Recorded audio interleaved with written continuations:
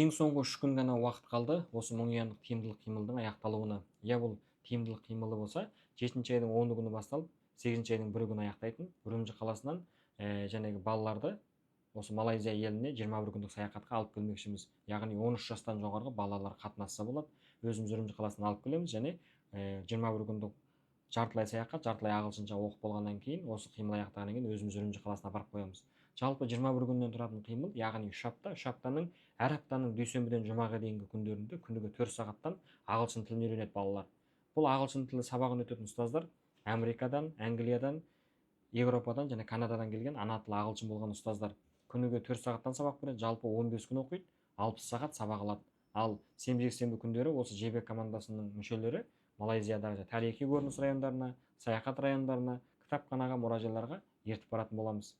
Енді жәнегі мұңиян тиімділікті осы Малайзия еліндегі ағылшын тілі орталығы балаларға жасап отырған жеңілдік сол 5 айдың 10-ына аяқтайды. Ең соңғы 3 күн ғана қалды. Тізімделетін кісілер тездетіп тізімдесеңіздер болады.